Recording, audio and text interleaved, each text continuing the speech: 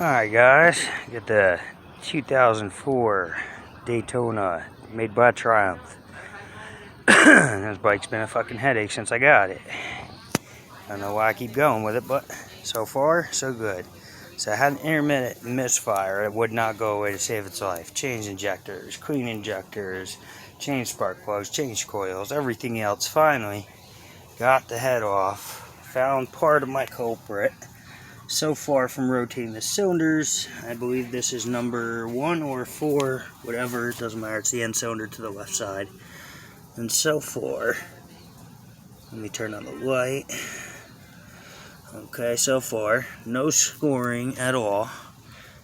Cylinder looks magnificent, but what I noticed was one of the things before I got to this point was the compression test, and I got almost 200 psi in each one of these cylinders.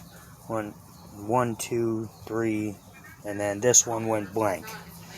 And I look down and I see, yeah, that ugly rust color in there. So, which only makes me believe that water got into the cylinder with the last person. Probably had it outside. He had a lot of bikes, so. And so far, I'm doing the water trick. I filled up each one. Valves are closed. Alright, and guess what? I'm not saying this is my cause and only suspect, but as you can see, water is coming out of those valves on that last cylinder, or first cylinder. This one, nothing. This one, nothing. This one, nothing. No puddles of water, because it would look like that. Nice and fresh and wet and beat it up. So, I at least have to do 2 valves. I know this now. Everything checked out good inside. There was no metal shavings or anything. Knew something was wrong because I kept hearing this horrible, horrible noise. Horrible noise. Forgive me, like my regular little workshop area is bombarded right now. So, now what we're going to do, fill up the exhaust side. See what happens.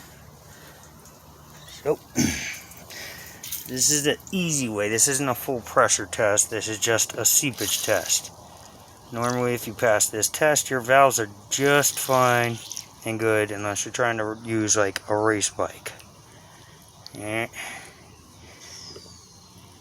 This is just going to be for regular, run-of-the-mill, beat it up and have fun.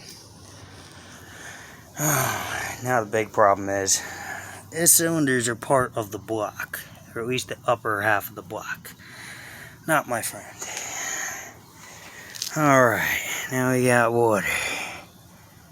Alright, so I'm going to have to let that sit and dry for a moment or something, because it almost appears I'm getting water out of that one right there. 1 second from the timing chain.